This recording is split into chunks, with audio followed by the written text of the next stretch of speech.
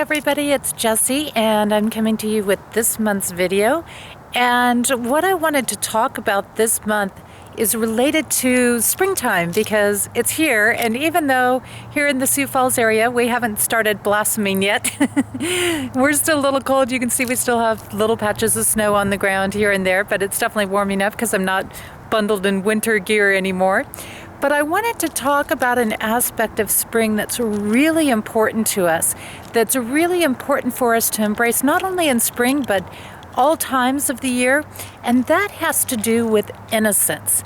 When we think of spring loves and we think of things blossoming and new things, there's also an innocence that goes with the energy of the season.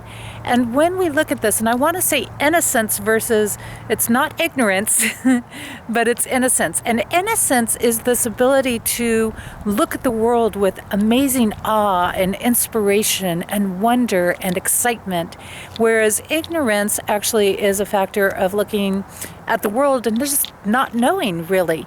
And what's interesting is as we look at the codes and look at these differences between innocence and ignorance, we find in innocence what happens is when we choose to live in innocence, we actually choose to live in our power.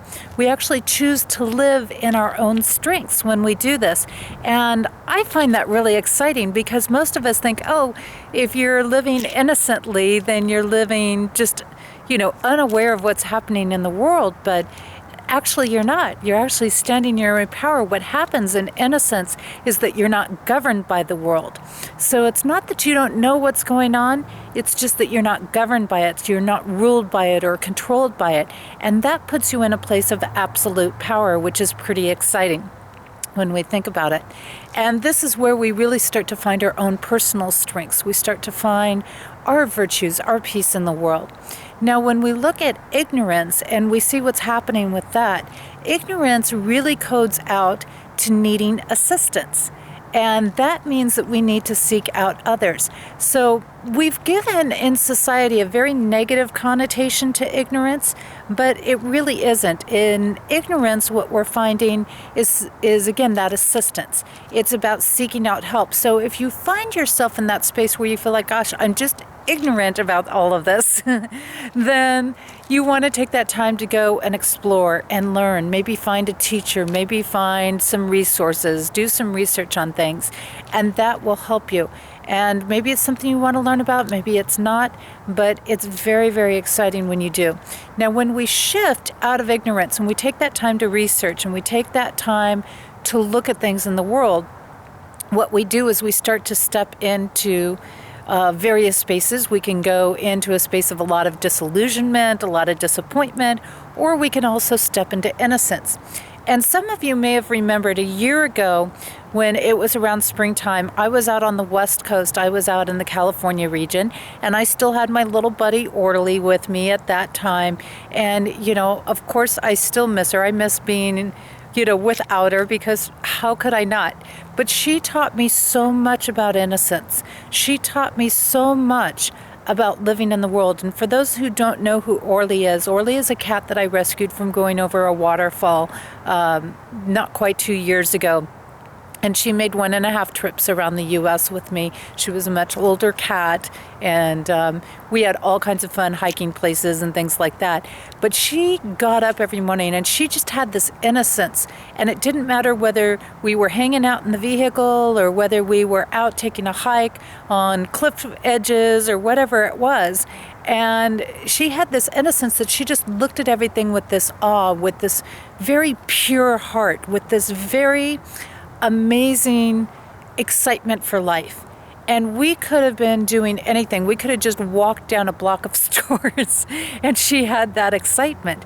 And it was that innocence, that desire to explore, that desire to embrace what the world had to offer.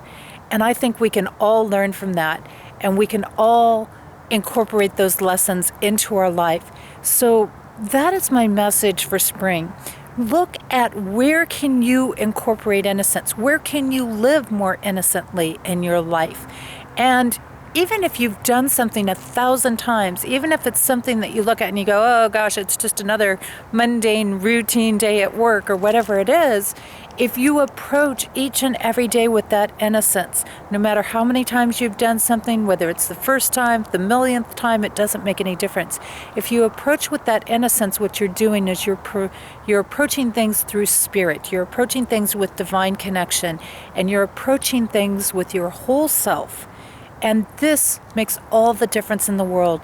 It makes a huge amount of difference how your day goes. You embrace that purity of divine essence.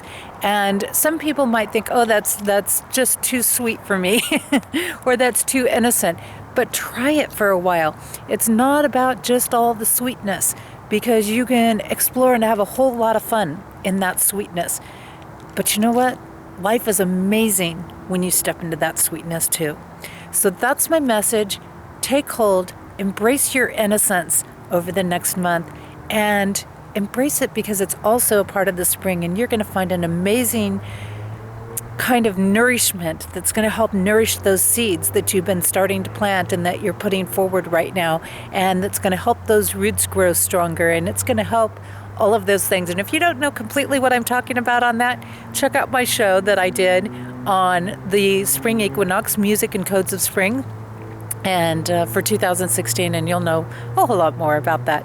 But anyways, I'm going to take off for now. Have a great and wonderful spring and a great and wonderful month until I connect with you again. And I look forward to seeing how it works for you, embracing your innocence. Take care, everybody.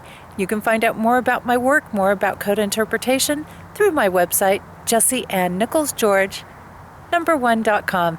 Bye-bye.